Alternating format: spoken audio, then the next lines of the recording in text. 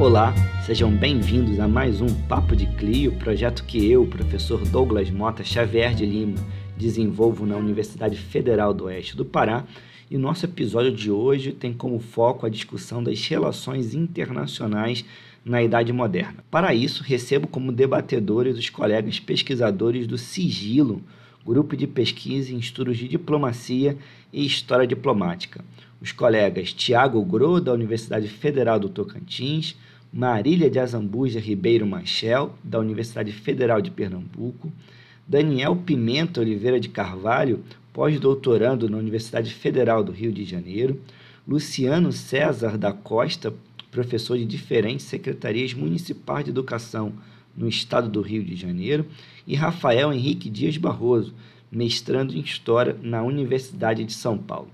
Sejam bem-vindos. Sem mais delongas, para que a gente possa começar a nossa conversa, gostaria que vocês falassem um pouco sobre como chegaram ao tema da diplomacia e os principais eixos de pesquisa individuais no momento. Acredito que essa apresentação vai ajudar o nosso público a compreender a riqueza do debate que nos aguarda. Sejam bem-vindos. Bem, eu, há algum tempo, tenho me ocupado das relações diplomáticas entre Portugal e a Itália, certo? Mais especificamente nas relações com o papado, certo? Nesse momento, sobretudo durante a primeira metade do século XVIII. Eu cheguei nesse interesse pela diplomacia através da participação de membros da Companhia de Jesus nas tratativas, digamos, que envolviam as relações diplomáticas entre Portugal e Roma, e hoje me interesso, sobretudo, sobre o uso da imprensa, o uso de impressos noticiosos ou impressos de outra natureza por parte desses representantes diplomáticos para obter, né, os seus anseios nas negociações. Perfeito. Tiago, fala um pouquinho para a gente também. Eu comecei a pesquisar diplomacia e, na verdade, o Padre Antônio Vieira, né? Cheguei a diplomacia pelo Padre Antônio Vieira, né? Na graduação já, né? Então, o meu TCC, já pensando nas relações baseadas nas relações entre Portugal e Holanda, né? Os países, mais precisamente entre Portugal e os Países Baixos, né? E muito inspirado pelo livro do Evaldo Cabral, O Negócio do Brasil, e ali eu tinha vislumbrado a possibilidade de pensar, então, essa faceta do Vieira, né? Que é tão pouco conhecida, e o desdobramento disso foi o meu mestrado na Federal Fluminense, que eu concluí em 2011, né, e agora no doutorado eu me afastei um pouco do tema, mas sem muito. Na verdade, eu estudei um sujeito que auxiliou, né, muito Vieira nessas questões diplomáticas, que foi o Duarte da Silva, apesar de que na tese essa questão não foi tão explorada, mas agora, com o fim da tese, eu voltei a pesquisar, né, e a me dedicar a pensar essa diplomacia da restauração, né, que me interessa muito, essa diplomacia ali da primeira década da restauração portuguesa, de 1640, 1650, mais ou menos, né, pensando nos seus agentes, as suas diversas variações de negócios que se estabeleceram, né? Esse foi o meu caminho, e eu tenho me incomodado e até hoje tem me guiado nas pesquisas historiográficas. Perfeito. Século XVIII, século XVII. Daniel, fale um pouco para a gente. Então, eu também, meu interesse inicial foi pela história da restauração portuguesa, né, também desse período aí que o Thiago comentou, mas não exatamente pela história da diplomacia desse período, né? O meu interesse começou, em primeiro lugar, pela questão eu entendia esse período, esse contexto da história portuguesa como especialmente interessante para analisar a utilização dos impressos, dos livros, dos panfletos como arma política, né? Então, desde a graduação e mestrado, eu estudei questão de sermões e a publicação de periódicos, e para o doutorado é que eu meio que escolhi mudar um pouco de terreno, sair um pouco do espaço português, especificamente, de publicação, né? E mais ou menos assim, tentar identificar por que caminho, para não dizer que foi muito aleatória a escolha, né? Tem duas questões que eu já trouxe assim, de antemão. Primeiro, porque no mestrado eu estudei o Mercúrio Português, que é um periódico mensal publicado no final da Guerra da Restauração, e o Antônio Souza de Macedo, que é o redator, ele escreve inicialmente no Mercúrio Português que ele está publicando aquele periódico para mudar a opinião que se tinha fora de Portugal do que acontecia naquela guerra, né? Sendo que é muito claro, quando você lê o periódico, as notícias, que muito pouco, que não era isso que estava em pauta na maior parte das suas edições, assim, mas, por outro lado, também eu vi cartas dele que ele, quando secretário de Estado, enviava também alguns, de vez em quando, chegava a enviar exemplares de português para diplomatas. Então, é um pouco nessa ambiguidade que eu tentei encontrar alguma coisa na história da diplomacia. E também, por outro lado, no terreno dessa questão da publicação de tratados, de publicística política da restauração, que havia assim, um corpo de livros, um corpo documental que incluía tanto coisa publicada dentro de Portugal, quanto coisa publicada fora de Portugal. Então, para mim, também me interessei em tentar entender a especificidade dessas publicações, né, fora, em outros territórios que não especificamente português. Um pouco por aí. Ótimo. Luciano? A minha trajetória, acho que tem algumas semelhanças com o que falou o Daniel, né? Eu comecei estudando a restauração portuguesa, né? Muito preocupado com questões cerimoniais, né? Tinha um foco muito grande em entender como é que funcionava esse cerimonial na monarquia portuguesa.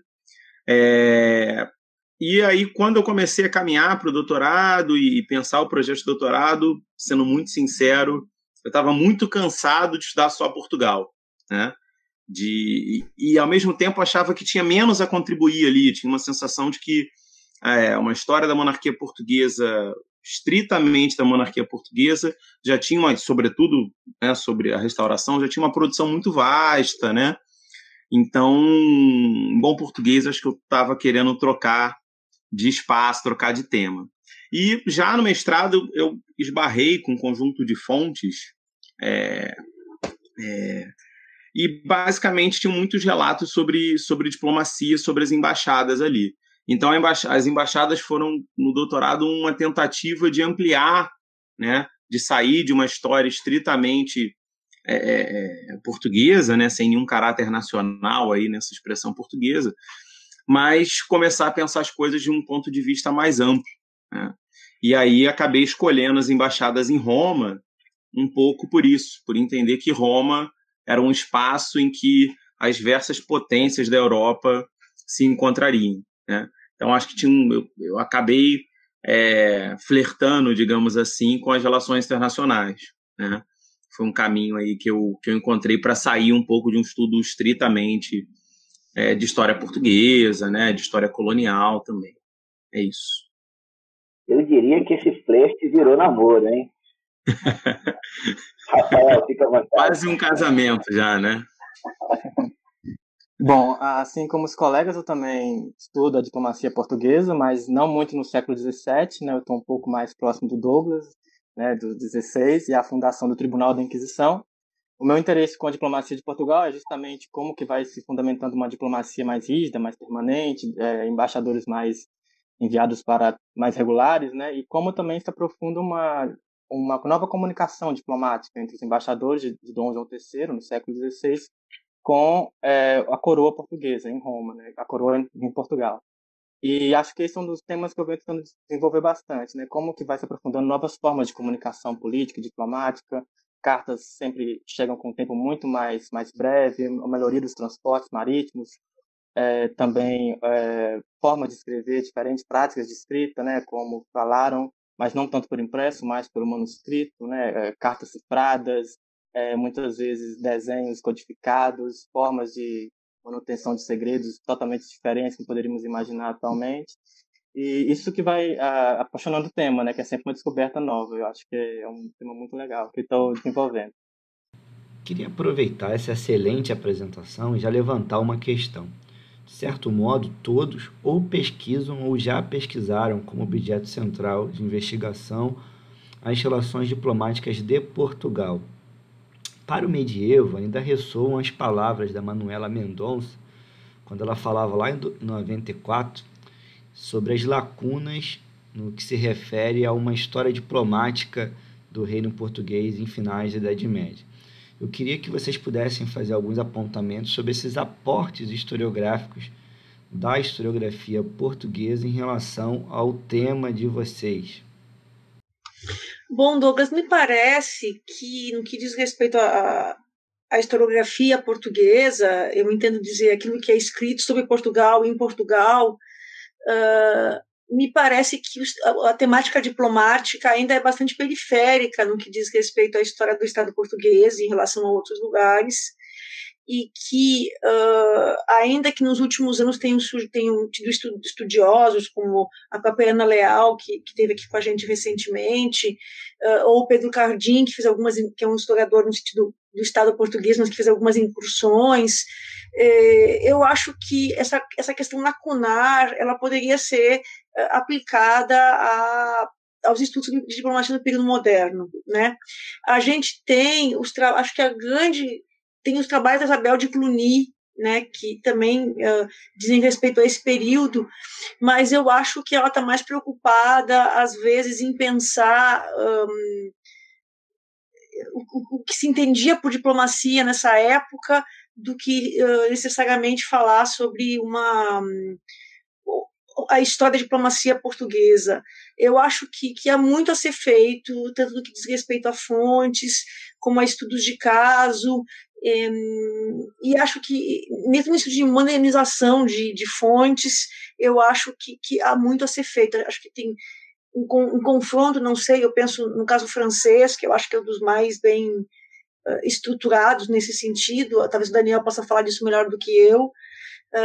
Me parece que Portugal ainda tem muito a ser feito, tem muito a fazer.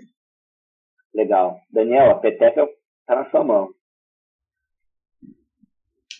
O problema é que realmente, assim, no meu caso específico, como eu estava contando, né, acaba que não foi a partir de um conhecimento prévio da historiografia sobre a diplomacia que eu cheguei no tema, né? Então, assim, eu identifico, hoje em dia que eu começo a dialogar um pouco mais e ler um pouco mais do que está sendo produzido, especificamente sobre história da diplomacia, eu vejo assim, que alguns temas que eu encontrei meu contato com a documentação e tal, são valorizados por essa nova história da diplomacia, mas realmente, assim, como a Maria falou, meu contato prévio era com a historiografia portuguesa, o problema da restauração que me interessava, né?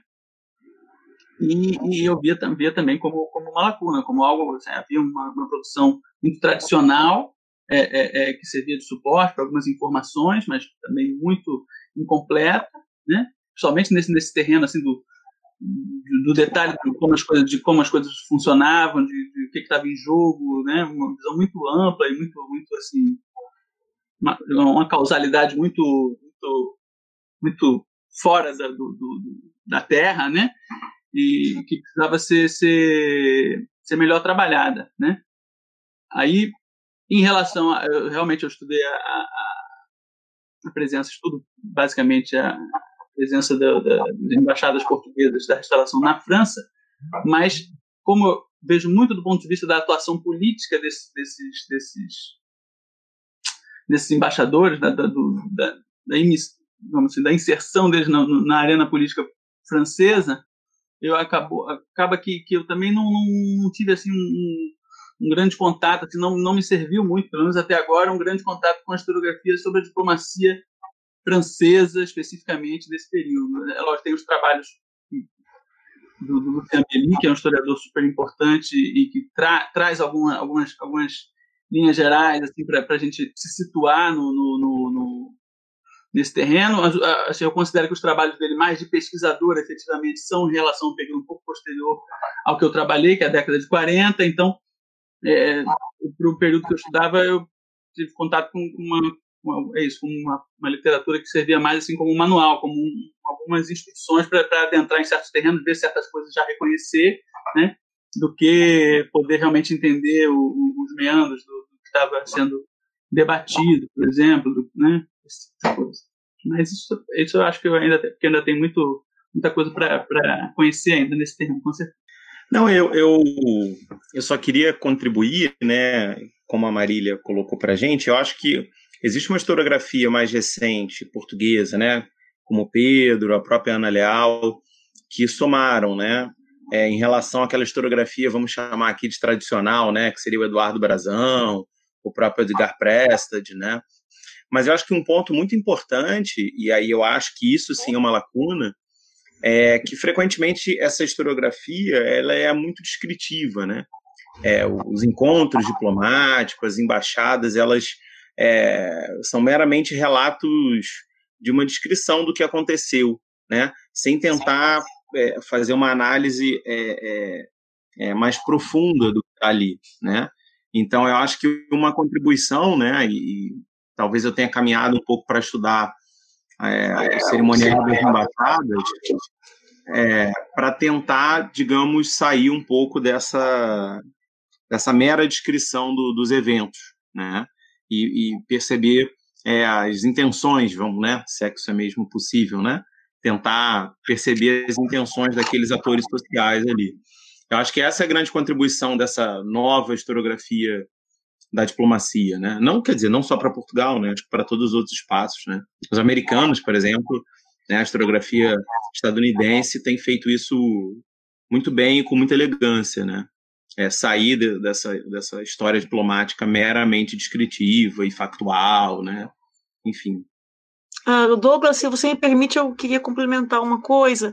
Eu acho que talvez por trás dessa reflexão que a gente está fazendo aqui, talvez valesse a pena a gente se perguntar o que a gente está entendendo por história da diplomacia, né? Eu acho que essa é o ponto. Se o que a gente faz é realmente uma história da diplomacia, né? No sentido mais tradicional, que carrega essa ideia de história diplomática, ou se a gente está pensando nessas relações políticas que se dão entre as nações no contexto europeu, imagino que todos nós trabalhamos aqui, e como os anseios desses vários estados que estão ali disputando espaço político e definindo seus próprios interesses, como eles utilizam dessas relações diplomáticas para obter algo que diz respeito à sua política interna, muitas vezes. Então, eu não sei, no fundo, eu me pergunto se isso é a história da diplomacia, porque quando ela foi pensada, me parece que ela foi pensando numa outra chave, ela estava tentando pensar de uma maneira mais anacrônica até, sobre o que era a diplomacia, né, no contexto dos Estado-nação. Então, eu acho que não acho que a gente vai responder isso hoje, mas eu acho que caberia aqui, no fundo, a gente se colocar essa questão de fundo, né? Daniel? Com certeza. Eu estava pensando sobre isso também, com a Marília falando. Assim, eu tenho muita dificuldade de me pensar enquanto historiador da diplomacia, porque poucas vezes eu me interesso sobre o que daquilo ali que eu estou estudando tem a ver com um percurso mais longo da diplomacia, da forma como as relações diplomáticas se dão e se organizam, né? Eu vejo, por conta eu às vezes acho que é por conta da minha forma de chegar no assunto, né? Eu vejo como um terreno específico e que, de certa forma, talvez aí vai ser um assunto que a gente vai falar daqui a pouco, talvez vai ganhando alguma certa autonomia enquanto âmbito de atuação política nesse período, né? Mas que não deixa de ser, em momento não deixa de ser um entre outros terrenos da atuação política. Então, assim, na minha pesquisa, eu sempre estou interessado em ver justamente esse jogo de forças, de reflexos, digamos assim, né?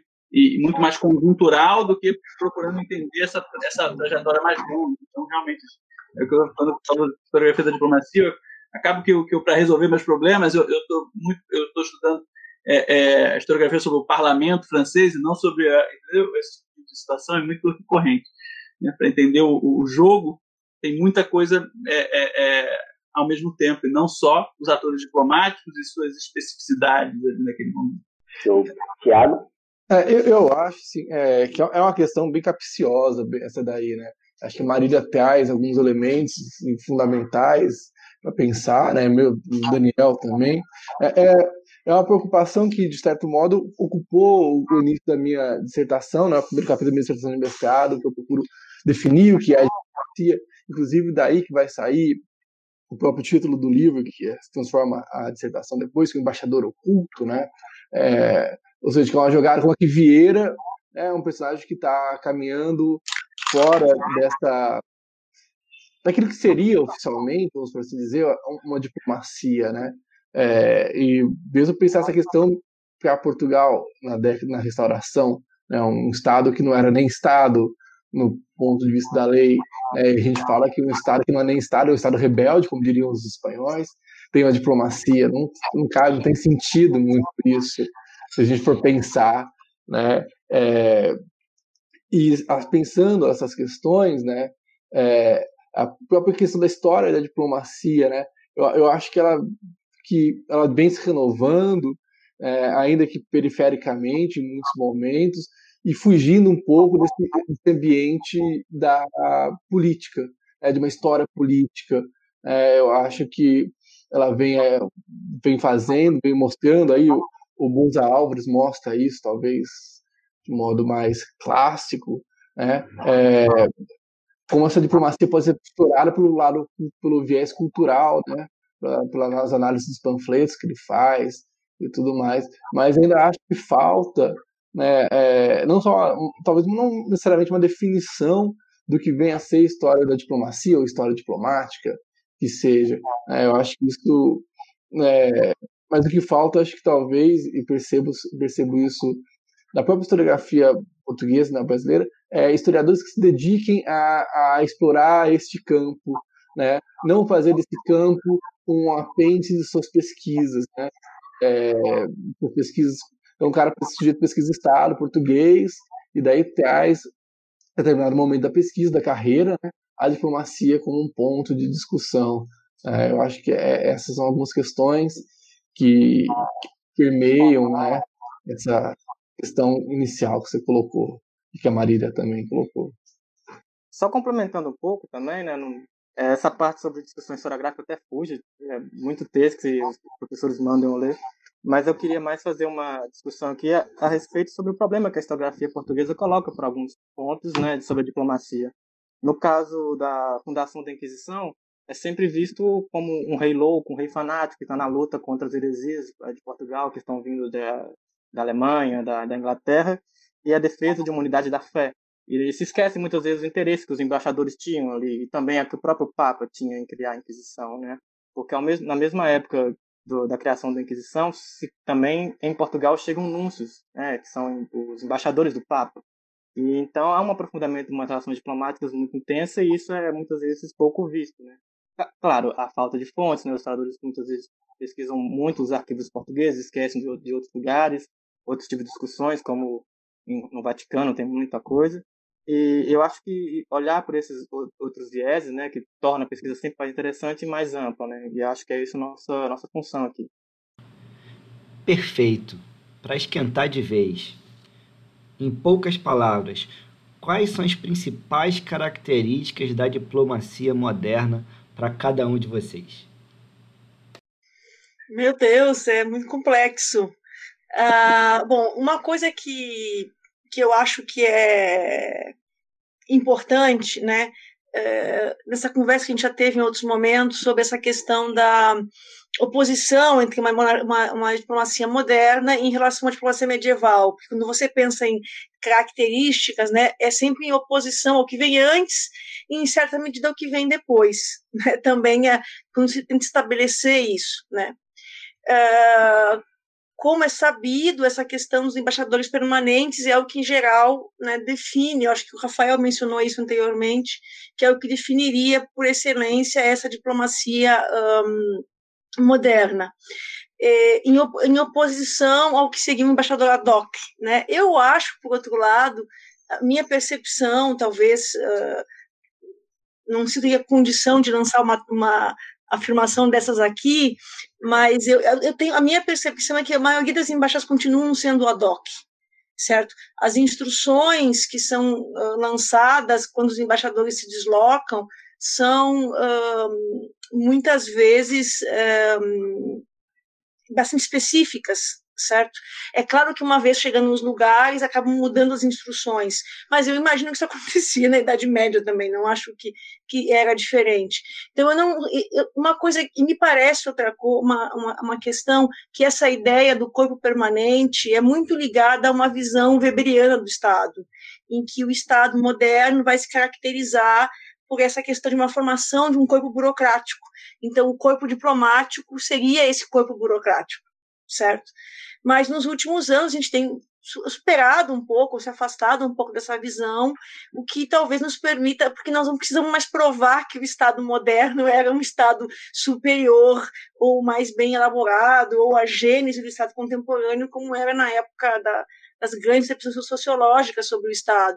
Então, me parece que hoje a gente pode pensar a diplomacia moderna no sentido, na sua complexidade. Eu acho que essa é uma característica, é bastante complexa, na medida em que muitas vezes ela envolve uma série de atores que não são só os diplomatas, que são homens de religião, ou representantes como o próprio Vieira, que eu acho que é um exemplo claro de uma diplomacia que se faz, às vezes, extraoficialmente, e se faz muitas vezes através desses veículos, né? Então, para mim, a grande diferença é essa complexidade da rede de comunicação, porque é muito mais fácil se comunicar, e é um investimento muito grande em correios e na informação da notícia. Então, eu acho que a velocidade com que a notícia circula e a complexidade da informação que tem que ser gerida. Então, isso eu acho que é uma coisa que diferencia a diplomacia moderna da medieval e, em parte, obviamente, aquilo que a gente já mencionou aqui, o uso da imprensa, né, que a gente sabe que não havia, né, e que essas manifestações destinadas à política internacional muitas vezes eram mais circunscritas na época medieval a um grupo mais restrito de pessoas e a instrumentos de propaganda que não passavam pela imprensa. Então, hoje, assim, eu veria esses dois elementos, me afastando um pouco da tradição. Eu não estou negando a existência da embaixada permanente, mas eu acho que ela é supervalorizada por causa dessa necessidade de entendê-la dentro de uma chave weberiana. Opa, vamos voltar a isso logo, logo. Tiago? Outra pergunta complexa aí, Douglas. Mas eu acho que a marca da diplomacia, tanto medieval quanto moderna, são os agentes.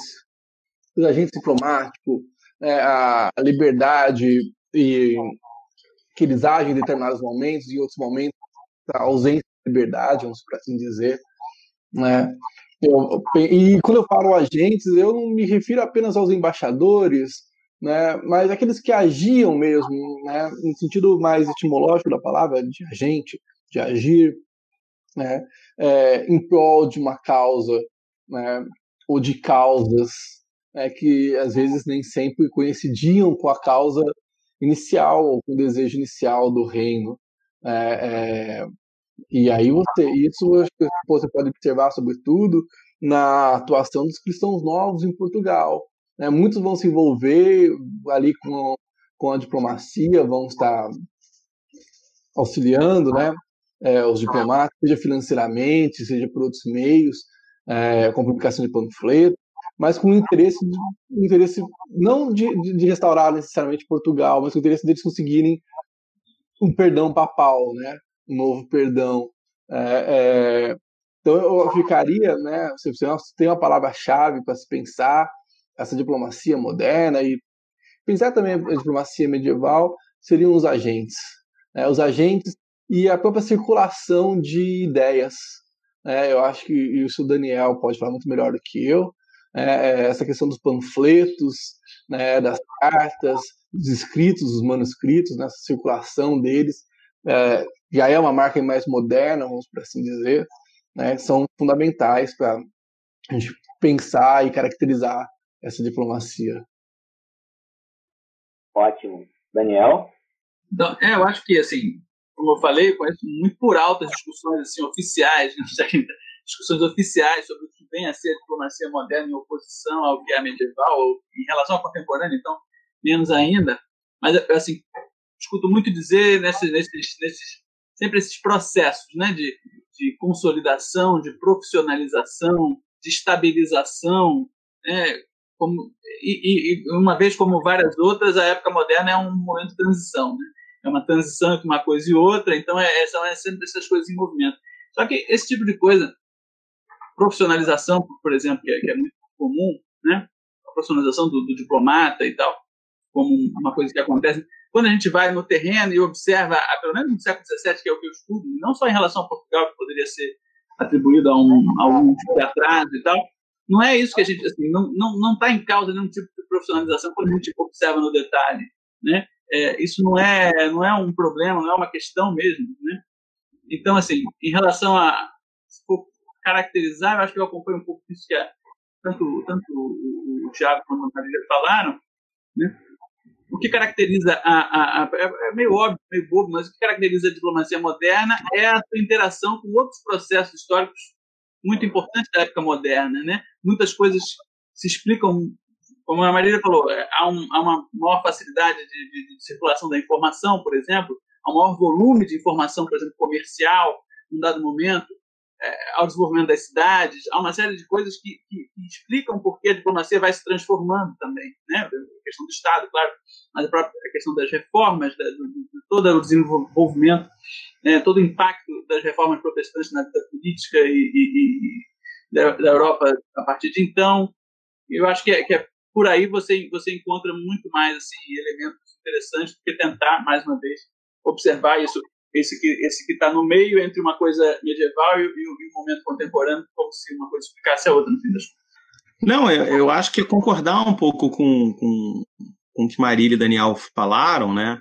Eu sempre brinco que é um erro a gente estudar a época moderna, não só a diplomacia moderna, mas a época moderna como um todo, tentando achar como se fosse uma mera evolução, né?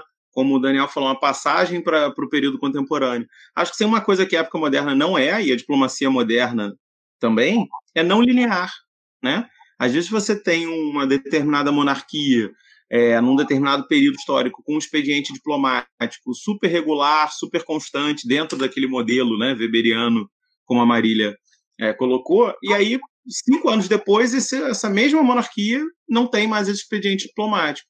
Então, eu acho que a grande ideia da época moderna, para mim, é pensar que ela não é linear, não é uma mera evolução até o século XIX, o século XX, ou o Estado weberiano, digamos assim, né? E uma outra coisa que eu acho muito importante e que, às vezes, quando a gente está num estudo da história diplomática mais tradicional, é entender que, sobretudo, a diplomacia moderna ela é informal, né? Nem sempre é um agente diplomático, um embaixador nomeado, né? Às vezes é meramente, não tem ninguém lá naquela determinada região, naquela determinada cidade. Com quem que a gente tem alguma troca de correspondência? Pede ajuda a esse cara aí, né? Por exemplo, no meu caso, que estudo Roma, volta e meia a gente vai ver um padre lá português que tinha, ou que às vezes não era nem português, mas tinha algum tipo de ligação com a coroa portuguesa, e ele vira ali agente diplomático, de uma maneira completamente informal e sem nenhuma carta patente ou né, uma credencial. Então, eu acho que duas expressões são muito felizes, né? Ela é não linear e informal. Eu acho que isso são pontos centrais para a diplomacia moderna. Marília, tinha pedido a palavra? Não, eu só queria acrescentar uma coisa que, ouvindo vocês, me veio em mente, que eu não falei inicialmente. Eu acho que tem uma coisa que é bastante interessante para nós e que é bastante chocante, talvez, para quem pensa a diplomacia de hoje, que é algo, o aspecto, digamos, do segredo na diplomacia, né? Que é como a informação era distribuída ou passada no contexto diplomático. Porque a gente tem uma ideia hoje, né, que o diplomata é aquele que sabe tudo, é aquele que recebe instruções claras, que uma orientação vai fazer isso, que tem uma coisa programática e tal. Acho que tem um texto do Pedro Cardim, né, que diz nem tudo se pode escrever. Eu acho que, não me engano, esse é o texto o título do texto.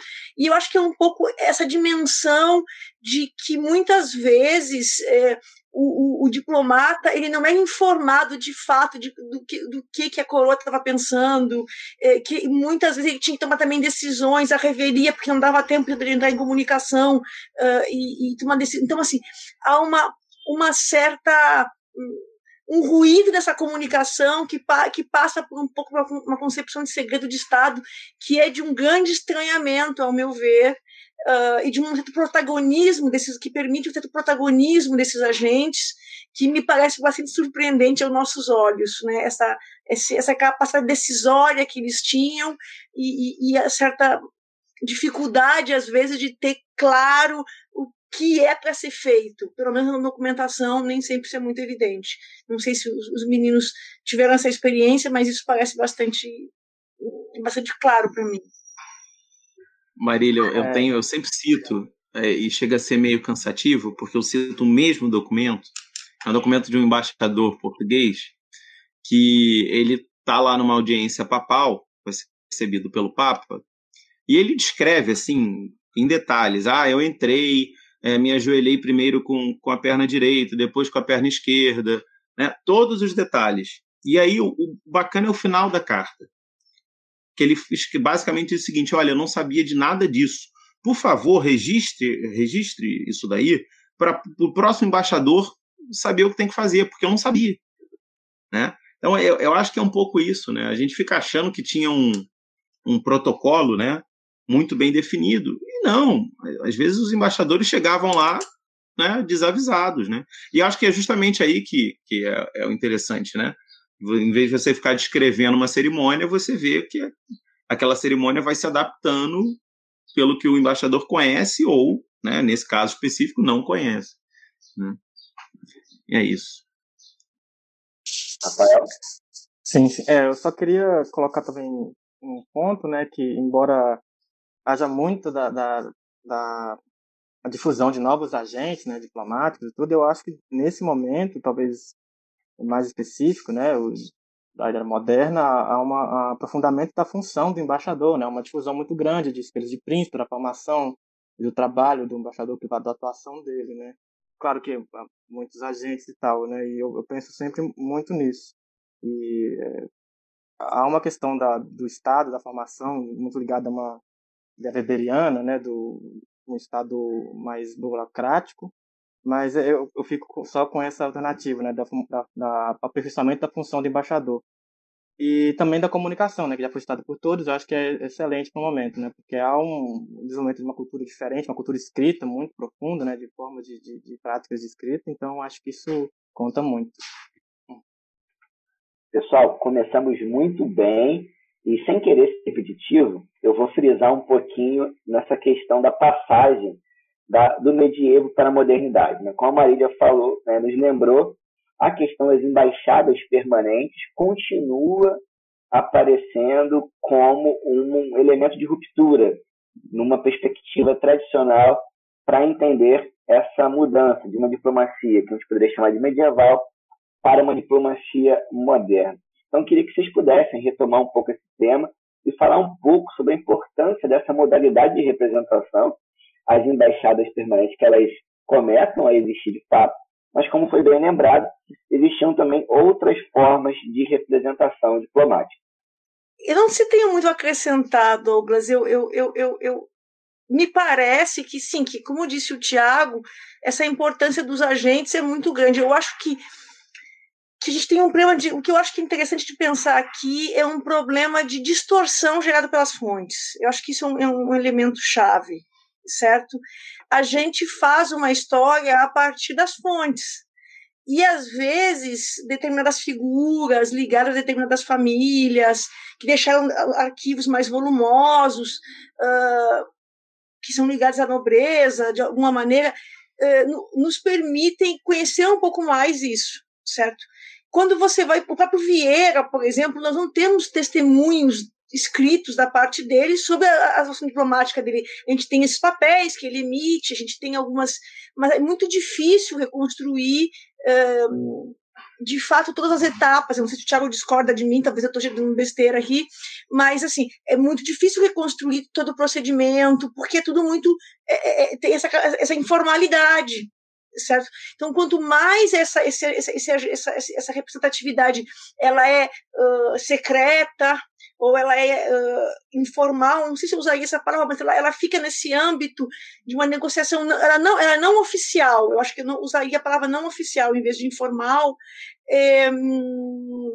me parece que é muito mais difícil recuperar isso, certo? Então, talvez seja muito difícil rastrear, como, por exemplo, a questão da espionagem, que me parece ser central nessa diplomacia de antigo regime, e a gente sabe, a gente consegue perceber, intuir, muitas vezes, que certas pessoas são espiões, né? A gente ouve notícias disso, mas é muito difícil você ter, por exemplo, as cartas do espião dizendo, passando a informação, sabe? Então, eu acho que a gente sofre um problema de fontes para poder avaliar realmente a dimensão do que era essa diplomacia quando ela não é uma diplomacia oficial. Assim, me parece que isso é uma questão chave, mais do que a gente consegue ver aqui e ali um caso ou outro, mas isso me parece apenas assim uma sombra do que é aquilo que de fato, do que é riqueza, que eram esses sistemas de informação que permitiam, então, a corte ou o diplomata ter tomar decisões acerca das questões, né? Eu tenho essa... Assim, a tua pergunta me faz pensar nisso, mais do que... eu acho que, em certa medida, nós já respondemos na fala anterior, não sei. Eu vou entrar um pouco, vou sair da passividade, o Daniel já pediu a palavra, mas eu vou entrar no debate. Vou sair do passivo, que só faz as perguntas, para ficar aqui também um pouco e me envolver nesse debate rico. Ao te ouvir, Marília, eu fiquei pensando também, principalmente quando você falava que talvez de um peso dessa referência weberiana para uma percepção de uma diplomacia burocrática demais, talvez como que nessa historiografia acerca da diplomacia, das relações diplomáticas, os paradigmas tenham também condicionado o nosso olhar para as fontes. Porque, por exemplo, aí falando já de um campo bem específico das relações internacionais enquanto campo do saber, né? O paradigma realista acerca do Estado, ele entendia que o Estado era o protagonista das relações internacionais, por exemplo. E, nesse sentido, junto com a perspectiva burocrática demais, a ideia do grande homem, do grande embaixador, ela acabava chamando muito a atenção do historiador, que queria ver aquele historiador que se destacava por várias missões. A história social do Estado, me parece, com os trabalhos de prosopografia que se multiplicaram em meados do século passado, mudaram um pouquinho o foco, porque demonstraram que se eu tinha como o Daniel comentou, né, se eu tinha um embaixador que poderia ser chamado de especialista, porque foi há 10, 15, ficou anos atuando em embaixadas, o conjunto desses agentes diplomáticos, eles atuavam num espaço um pouco mais cinzento, não sei se vocês concordam, que é o que vocês estão falando. O Luciano falou, né, de um trabalho político não linear, de homens que estavam, porventura, vivendo uma viagem, e durante a viagem acabavam levando cartas, negociando, também sendo elementos de comunicação. Então, fico pensando, quando me vejo nessa discussão e ouvindo vocês, como que esses paradigmas, a nossa concepção de Estado, a nossa concepção de poder, a nossa concepção sobre a história política também nos condicionou no nosso olhar sobre a documentação. Porque, por vezes, em história medieval e moderna, a documentação que essa historiografia tradicional usava é a mesma que nós estamos usando, só que com novos olhares, novas abordagens. Então, não é uma fonte nova que surgiu, é uma abordagem diferenciada, por vezes alimentada por novos paradigmas. Mas, Daniel, você tinha pedido a palavra, desculpe. Não, é só porque, assim, eu queria aproveitar, né, a pergunta, porque o que me vem à cabeça, essa questão da embaixada permanente, pensar especificamente sobre essa questão da embaixada permanente, né? como uma ruptura, como um marco de periodização, digamos assim, né? Eu acho totalmente estranho, na verdade, porque você teria que imaginar, do ponto de vista que eu penso que é uma periodização, que essas embaixadas permanentes na Itália inspiraram a utilização de embaixadas permanentes depois pelo resto da Europa. Como se na França, olha só o que os caras estão fazendo na Itália, que interessante e tal, vamos fazer também. E realmente, não, mais uma vez, o que eu penso na documentação, no contato com a documentação que eu vejo em relação à embaixada permanente, é uma decisão constante, você ter ou não ter uma embaixada permanente num certo local, né? São uma série de critérios que definem se você precisa ou não, se o rei português precisa ou não ter uma embaixada permanente na Suécia, se o rei português precisa ou não ter uma embaixada permanente em Gênova, né? E em função de uma série de fatores, com certeza. Por exemplo, se você precisa ter informações constantes, né, um fluxo de informações constantes em relação às decisões políticas daquele lugar, e se a pessoa que vai passar essas informações precisa ser alguém sob instruções, né, porque você consegue agente de informação sem precisar ter... A embaixada é um negócio caro, é um negócio que custa bastante coisa, custa muito dinheiro, né, envolve um investimento. Então, eu vejo isso, se há como eu falei, se há uma intensificação do uso das embaixadas permanentes na Europa moderna, não sei dizer, imagino que sim, porque existe, né? Mas isso é decidido sempre em função do contexto, dos contatos, das relações, né? Tem algumas coisas que é óbvio, né? Nos países em que existem estruturas da Igreja Católica, é certamente necessário ter um embaixador na Santa Sé, né? Na maior parte do tempo. Tem a questão dos cardeais, tem uma série de questões que envolvem, que cria essa necessidade, essa permanência. Em outros contextos não vai ter, né?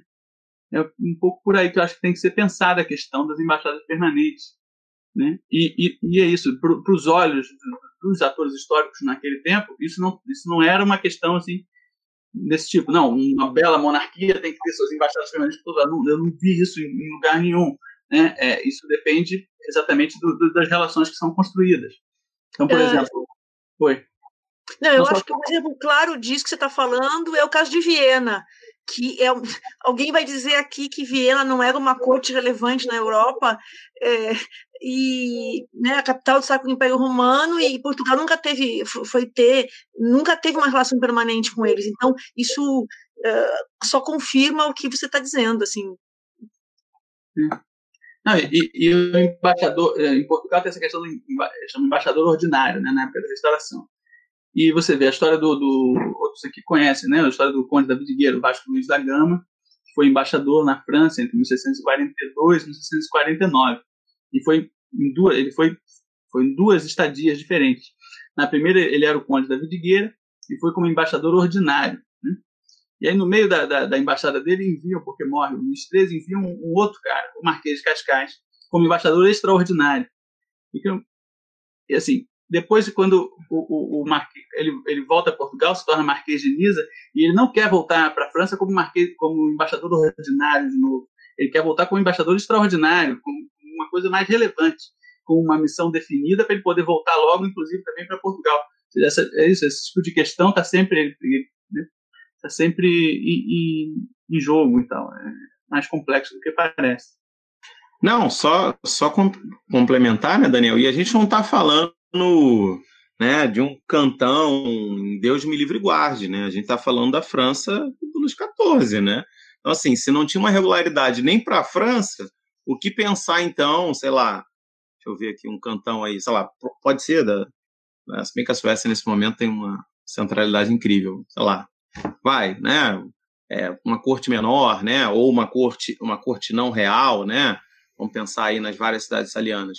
Se não existe uma regularidade de envio, né? Para a França, para Paris, não dá para esperar essa regularidade em outros espaços, né? Eu faço coro à palavra do Daniel, né? Até porque o próprio lugar que eu mais conheço, que são as relações dos Países Baixos, né? Elas praticamente se extinguem depois que resolve seus problemas com os Países Baixos. O que Portugal vai manter ali durante muitos anos são alguns representantes de negócios para tratar de questões meramente comerciais, né? E talvez, acho que junto com a França, foi a embaixada que durante a restauração que Portugal mais investiu naquela embaixada. Ali, acho que ela e Paris, né, em Haia e Paris foram os grandes investimentos portugueses, as demandas, né, e simplesmente, a hora que acabou, fizeram um acordo com a Holanda, né, que o acordo nada mais é que um requentamento daquele acordo inicial lá de 1642, né, e ele vai se acabar, né, ele vai se tornar um lugar ali com uma função meramente comercial, né, não mais do que isso. Então, por isso que eu acho que talvez a tônica da embaixada da modernidade, da diplomacia na história moderna, né, elas são esses agentes, esses homens que atuam e as comunicações que eles estão ali, né, e talvez aí talvez aí provocando você e o Rafael, né, acho que o que difere daí da diplomacia medieval é que os casamentos, por exemplo, não deixam de ser passam uma coisa mais secundária, assim, quiçá terciária, né? Às vezes nem feitos por agentes diplomáticos, assim, por representantes reais que são enviados, diferente do mundo medieval, né? Onde essa era uma função quase primária, né? De todos os diplomatas. Tiago provocador lançou para você, Rafael. Foi mesmo. Bom, eu vejo mais como ruptura. Eu entendo, claro, tem muita permanência, tem muita diplomacia do medievo com a moderna, principalmente no meu período, né? Mas eu olho muito como ruptura porque, justamente com Roma, chegam os núncios permanentes para Portugal, né? Então, eu só estudo Roma, tá? Eu não sei outros muito, então não vou nem falar. Mas, então, a esse momento de aprofundamento de uma relação diplomática com um nunciatura e também com um embaixador permanente, e para mim, no caso, seria uma ruptura. Mas, claro, olhando outros períodos, como vocês são do 17, que é uma loucura, só guerra, então não sei se realmente importa uma embaixada permanente. Tá todo mundo morrendo lá, é melhor que andar lá e voltar. Pessoal, caminhando para finalizar esse primeiro bloco, eu vou focar agora, então, na figura dos embaixadores, pensando em duas faces. Aí vocês ficam à vontade para comentar uma ou outra, ou as duas. Por um lado, queria que vocês pudessem falar um pouco sobre esses elementos do perfil do embaixador moderno. E aqui a gente já está partindo de um pressuposto de que esse embaixador moderno não é só o embaixador permanente, aquele especialista da diplomacia. É um corpo muito variado. Mas eu estou fazendo essa pergunta porque eu tenho muita inclinação. Na minha tese, eu busquei me aproximar um pouquinho da prosopografia para entender esses embaixadores do século V português. E a gente vai problematizar muito essa questão da formação, os vínculos sociopolíticos, essa discussão se eles ainda são homens da nobreza, se são homens mais do oficialato régio, por aí. Então, por um lado, eu queria pensar um pouco esse eixo, se vocês teriam esses dados para falar sobre esses embaixadores das pesquisas de vocês, em termos de formação e vínculos sociopolíticos. E, por outro, pegando a deixa que foi aqui levantada pelo Rafael, a gente pensar um pouco esse modelo de embaixador. Em termos práticos, eu acho que todos aqui, de certo modo, falaram, é necessário que o embaixador de finais do medievo e do mundo moderno explore o elemento informativo da diplomacia, consiga ouvir, por vezes, consiga promover rumores, estabelecer uma comunicação clara com aquele que o envia. No entanto, existe um outro perfil, como o Rafael lembrou, que está ali na literatura especular, por exemplo.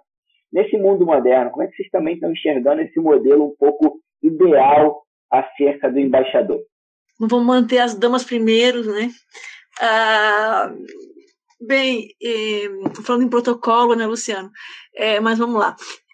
Eu acho que me vem em mente que a sua pergunta são duas coisas. Uma é que muitas vezes os cargos oficiais, essas embaixadas mais importantes, são ainda feitas por membros da nobreza. Mas eu acho que é interessante a gente pensar que era um cargo de prestígio, mas não era um cargo que gerava enriquecimento. Eu acho que isso é um fator relevante. Que se ficar pensar em um vice-rei no Brasil, o vice-rei da Índia, o governador, esse tipo de cargo, era um cargo onde as pessoas faziam cabedal, né? E me parece que a embaixada é um lugar onde eles mais gastavam do que ganhavam dinheiro. Né? Então, isso eu acho que é um ponto a se pensar, que quanto é interessante qual é o interesse, de se perguntar qual é o interesse do cara da nobreza de participar desse tipo de ação, né? Por outro lado, você mencionou na pergunta anterior essa relação com o Estado, né? E aí eu acho que seria de se perguntar, a gente sempre pensa isso, que o cara vai ali a serviço do Estado, ele vai a serviço do que o Estado quer, né? Mas muitas vezes eu tenho a impressão de que eles têm uma ideia do que é melhor para o Estado, e eles utilizam a diplomacia, ou através da diplomacia eles tentam influenciar o Estado, no caso a corte, a apoiar determinado projeto. Acho que o Vieira é um caso muito claro disso, né? Ele tem ele tem uma ideia de como seria melhor para o Estado, e ele vai agir em prol do Estado, mas dentro da chave interpretativa dele do que é bom, né?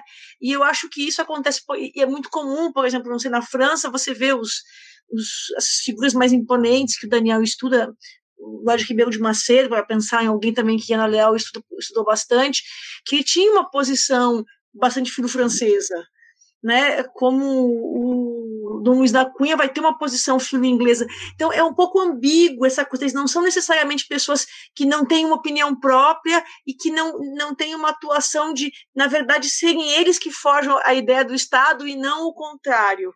Então, eu acho que isso é bastante interessante. E essa questão do perfil, me parece que só nessas embaixadas mais ordinárias, mais extraordinárias, é que aparece a nobreza, e senão outras figuras que estão na corte, em condição intermediária, de ramos colaterais, ou às vezes em funções eclesiásticas, eu acho que é bastante plural, eu acho que é bastante difícil estabelecer uma prosopografia, como você disse, tão variado e como eu disse, se você pensar no informante como alguém que faz parte dessa relação diplomática, eu acho que você não consegue nem identificá-los todos, é o que me parece. Perfeito. Antes de passar a palavra, né, te ouvindo, eu fiquei lembrando, até porque eu estava gravando recentemente uma aula para minha turma de moderna e usava o livro do Bourdieu, né, sobre o Estado. E o Bourdieu vai falar um pouco disso, né, que o Estado se faz fazendo, através, né, por meio desses homens que têm interesse no Estado. Né? E são interesses que são deles, mas são interesses também nesse funcionamento do Estado. Fiquei ouvindo e fiquei pensando nisso, e depois eu vou também dar alguns pitacos, conforme os colegas forem falando. Tiago? Eu acho que essa questão da formação dos embaixadores, né, pensando em Portugal, no caso da restauração, me veio o caso de um embaixador português que foi enviado à Holanda, que era um jurista, agora me fugiu o nome dele, acho que é o André Leitão, né, se eu não salvo engano, que era um jurista, que o pessoal acreditava que a capacidade jurídica dele, o conhecimento das letras dele, né, fossem fazer com que ele conseguisse rapidamente um acordo com os holandeses, né? E isso fracassa. Ele consegue um acordo, que é um acordo terrível. Francisco de André Leitão, que lembrou o Daniel aqui para mim. Obrigado, Daniel. É um acordo fracassa. É um acordo que no final vai ser requentado, né? Remexido para ser o acordo entre Portugal e Espanha, que sela a paz entre ambos. Né? Mas é um caso que você vê assim, que eles escolhem, determinam que aquilo ali é um perfil ideal para aquela missão. E o cara não é um perfil ideal para a missão. Ele é um fracasso ali, é uma coisa, uma atrapalhada até a outra, né? E depois dele, quem sucede é o Francisco Souza Coutinho, que já tinha uma experiência de representação, da Casa de Bragança, em Espanha. Depois, ele que negocia o casamento do então Duque, né? Dom João, né? De Bragança, com a Dona Luísa, né, espanhola.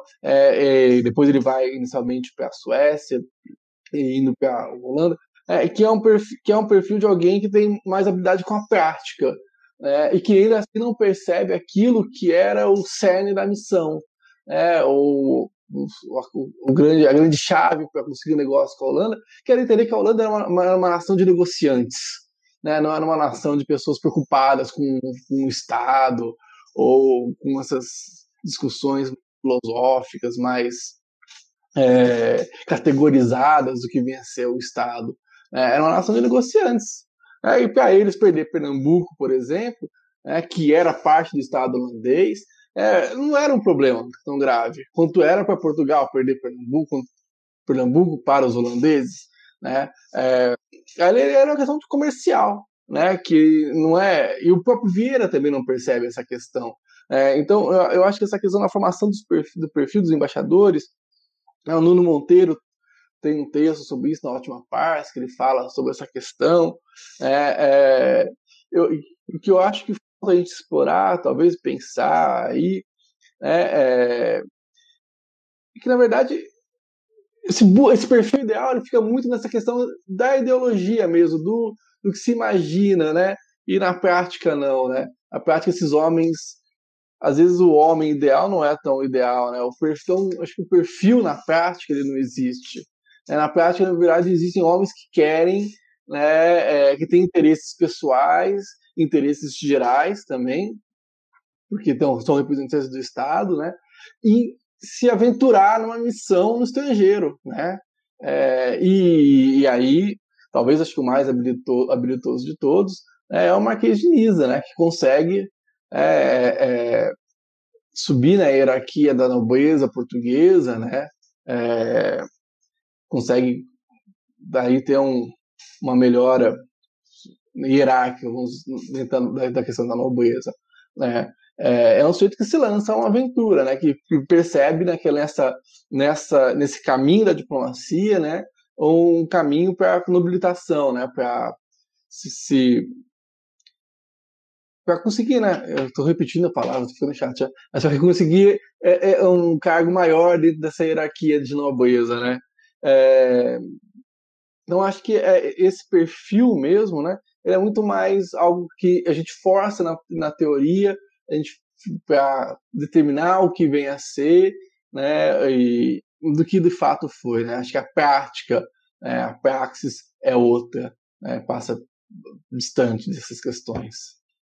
Eu acompanho assim o que todo mundo falou até agora, né? Eu me lembrei para mim quando essa questão tem a ver com aquela história que eu falei antes da profissionalização, né? A gente não encontra um perfil único, né? De diplomata, de embaixador, de agente diplomático nesse período, porque não se trata de uma carreira individualizada, de um percurso que a pessoa planeje, entendeu?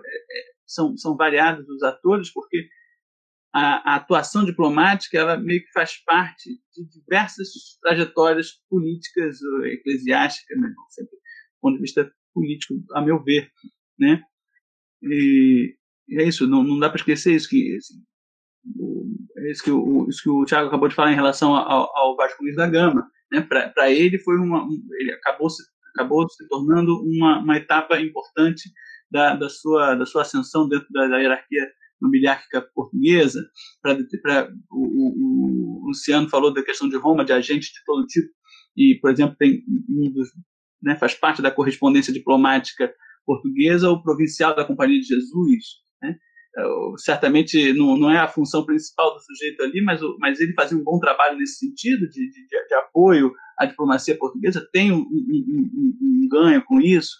Agora, e é isso, como também já foi dito um pouco, é uma etapa de diferentes trajetórias políticas e uma etapa particularmente arriscada, né? Porque é isso, você recebe instruções para fazer uma coisa, você chega lá, não tem como fazer o que você falou, você se responsabiliza por uma decisão porque não tem tempo de receber novas instruções, e é isso. E depois tem que prestar conta do que fez, né? Ou seja, não era uma tarefa fácil. Tem essa questão do custo também. Acho que a utilização de nobres tem a ver com a questão de prestígio envolvido assim, entre os reinos e outros estados envolvidos, né? Que se você prestigia o outro estado enviando um sujeito de grande de alta estirpe, nobre ou não, mas também tem essa questão da fortuna que a pessoa tem para gastar, né? Então é isso, em função de diferentes conjunturas, o perfil varia também, e tentar, né, eu acho que é isso, que determinados contextos de atuação diplomática tem mais a ver para certos tipos de atores políticos que para outros, e assim vão se definindo mais ou menos os perfis utilizados. E, bom, a experiência é isso que eu acho. Como as relações entre esses países vão se intensificando, talvez, há cada vez mais a valorização dessa experiência. Eu já ter passado por uma experiência é valorizado dentro desse. Foi tudo bem, correu bem, né? Isso também é valorizado, já é um aprendizado passado, isso já agiliza um pouco as coisas, né? Fora isso, o resto depende do contexto. Luciano?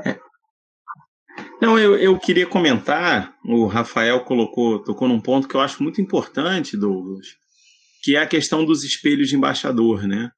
A gente vai ver, né, mais para o 16, os espelhos de príncipe, né, o famoso O Príncipe, né, do Maquiavel, que nada mais é do que uma literatura que procura instruir, né, como o príncipe deve agir, se portar.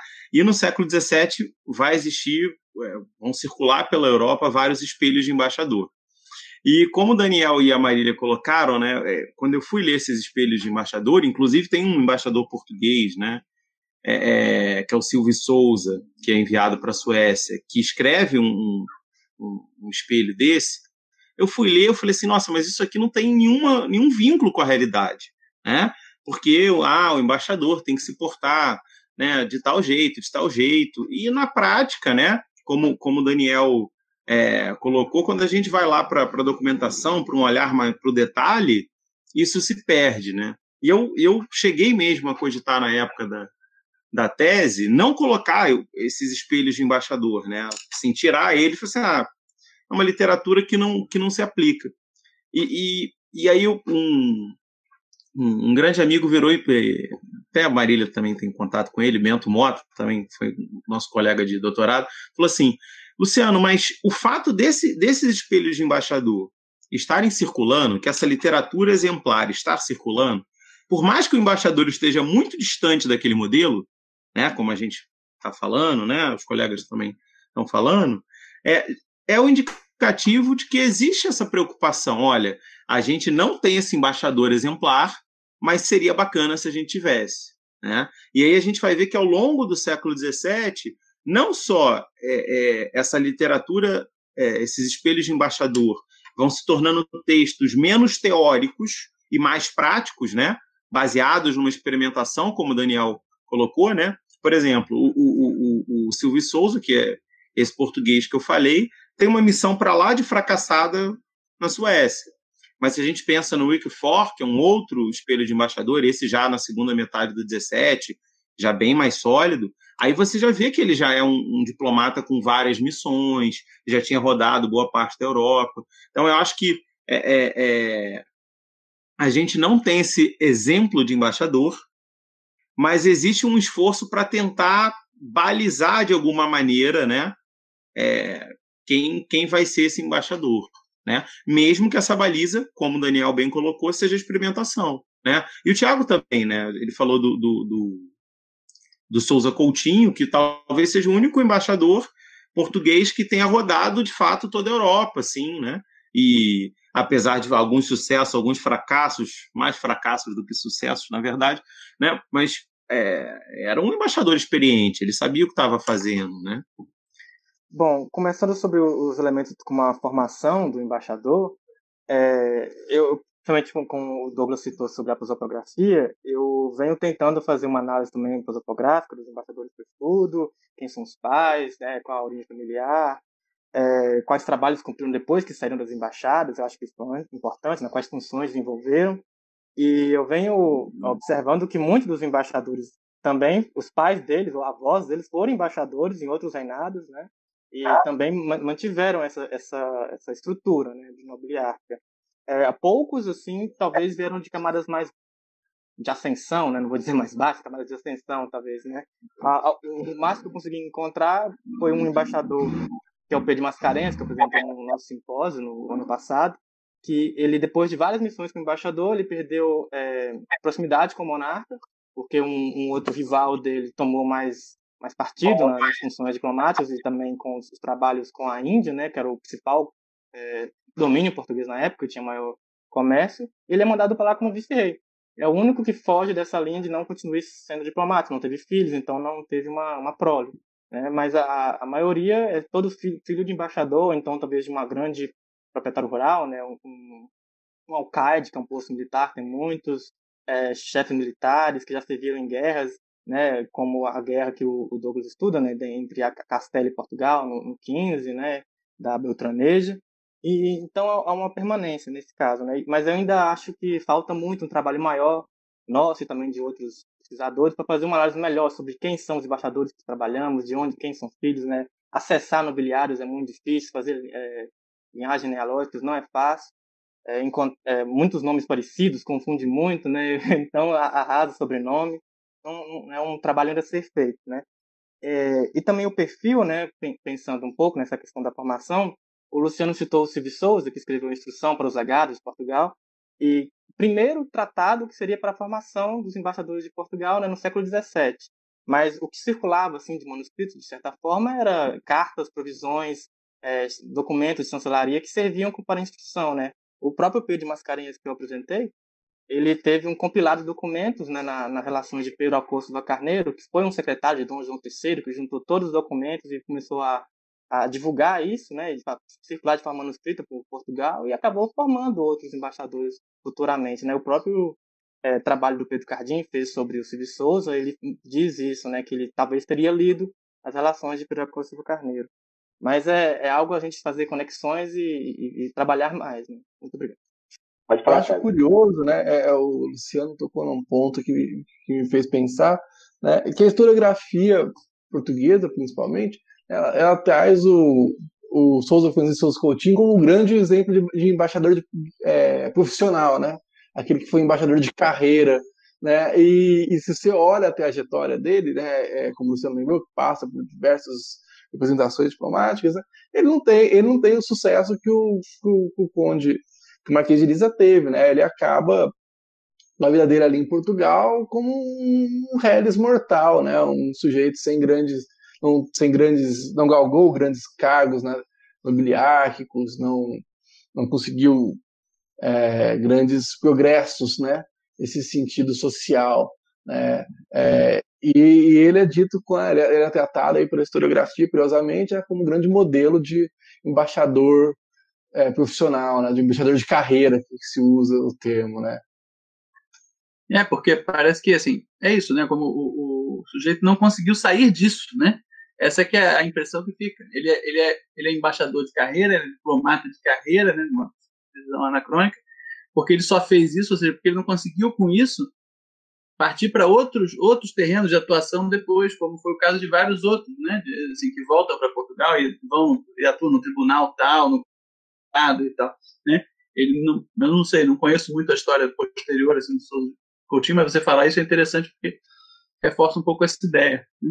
Em relação só ao negócio dos espelhos de embaixador, é um tema que eu não conheço muito, mas eu acho só interessante pensar também sobre ele, né, sobre esse fenômeno. Assim como, por exemplo, você não tem como imaginar, o exemplo do Maquiavel é formidável, mas assim, tem outros mais corriqueiros e tal. Não dá para imaginar que o espelho de príncipe é algo que foi publicado, escrito, e principalmente publicado, né, impresso, para o príncipe ler, né? É uma literatura voltada simplesmente para formar o príncipe, né? Senão, para isso não precisava publicar, né? Mas bastava deixar o texto na mão do príncipe. É um texto que fala para um público bem mais vasto do que uma pessoa só, sobre o que deve ser o príncipe, sobre o que deve ser o governo, sobre o que deve ser o Estado, e por aí vai, né? Os assuntos são variados. Então, em relação ao espelho de embaixador, eu imagino, assim, realmente, conhecendo muito pouco dessa literatura, que dá para fazer um paralelo, né? Não é algo para formar embaixadores, para formar diplomatas, essencialmente, né? É algo que fala sobre o que é a diplomacia, sobre o que deve ser a diplomacia, ou um ideal, ou uma promoção da diplomacia dentro daquele espaço de publicação, enfim, é só uma coisa para pensar, assim, que não se trata só, pelo menos só, talvez nem se trate, no espelho de diplomata, de tentar formar alguém, de tentar realmente instruir como deve ser o trabalho, porque, como o Luciano falou, é bem diferente, no fim das contas, da realidade do dia a dia do trabalho do sujeito. Não, e um detalhe também, né, Daniel, é que, assim, o espelho português, como eu costumo dizer, né, do Silvio Souza, ele não vai chegar dentro de uma divulgação mais ampla e tudo mais. Mas, por exemplo, você pega o Congênero Espanhol, né, que é escrito pelo Véry Figueroa, que é o embaixador, né, até interessante porque tem analogia, né, com a nomenclatura lá do príncipe. Você pega, por exemplo, esse espelho de embaixador, ele vai ser traduzido em italiano, em francês, em português, né, em inglês. Então, assim, tem uma circulação muito maior, né, o que concorda com o que você disse, né? Não foi uma literatura escrita para o embaixador, né? Mas para a Europa, né? E é bem interessante porque é um texto refinado, assim, não é um texto, né? Porque a instrução política lá de legados, né? O Rafael mencionou também, você tem a sensação que é um grande rascunhão, assim, não é uma coisa, apesar de volumosa, é impreciso, tem várias partes que ele mesmo entra em contradição, né? Mas quando você pega lá o Véry Figueroa, teve uma edição, né? É um texto assim mais bem acabado, é bem interessante, assim, para entender essa diplomacia moderna, acho que é um texto bem rico. Só para tentar contribuir, eu entendo que, em geral, quando nós falamos, pelo menos para o final da Idade Média, né, desses espelhos de embaixadores, ainda persiste uma ideia de que eles são expressão da bendita institucionalização da monarquia e, entre elas, da diplomacia.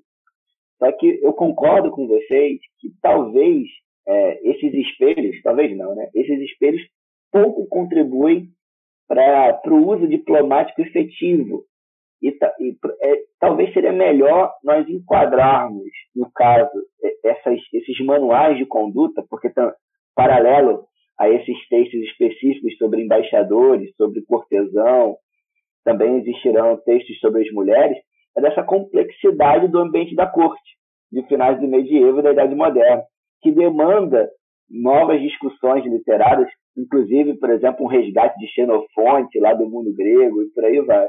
E sobre o que o Rafael falava, dessas questões prosopográficas, eu achei muito interessante ele frisando esse vínculo familiar, né? Famílias que trabalham no oficialato e que, consequentemente, gerações diferentes têm experiência na diplomacia, que, pelo menos, para o meio do século XV português, existe um estudo bem interessante, prosopográfico, tem uma tese de 2015, se não me engano, tem a minha tese de 2016, depois tem uma grande tese só sobre isso, de 2018, de 2019, e tem um trabalho ainda sendo feito lá no Porto. E esses estudos têm pontuado aquilo que vocês chamaram a atenção, né, dessa centralidade da nobreza. Mas é interessante exatamente pensar como que é uma nobreza diferenciada, não é aquela nobreza senhorial do nosso imaginário de nobreza. Já é uma nobreza de corte, e aí essa nobreza de corte muito letrada, por vezes, alguns poetas do cancioneiro geral estão ali na diplomacia, os cronistas do século XV e XVI são também embaixadores, mas principalmente o que o Rafael falava, eu fiquei pensando aqui nessa nobreza do oficialato. São nobres, mas são nobres de famílias um pouco menores e que atuam nessas funções da burocracia estatal, né? E que por esse vínculo com o funcionamento do poder monárquico acabam atuando, por vezes, nas embaixadas. Sempre resguardando aquilo que vocês falaram que, no caso das missões a Roma, continua prevalecendo a presença do clero, e, no caso, em geral, das grandes missões, como foi colocado, né, o medievo valorizava muito as missões para negociar casamento, aí, de fato, nessas missões, você tinha um grande nobre, um parente direto do rei liderando essas missões. Só para contribuir. Meus queridos, estamos chegando a um pouco mais, acho que acredito que 1h30 de podcast, de bate-papo sobre a diplomacia. Eu acredito que a gente pode fazer uma pausa agora para dar aquela respirada e vou fazer aqui um corte breve para que a gente possa continuar com outro vídeo. Então, já preparando o nosso público, esse vídeo vai ter a parte 1 e a parte 2, ok? Até logo!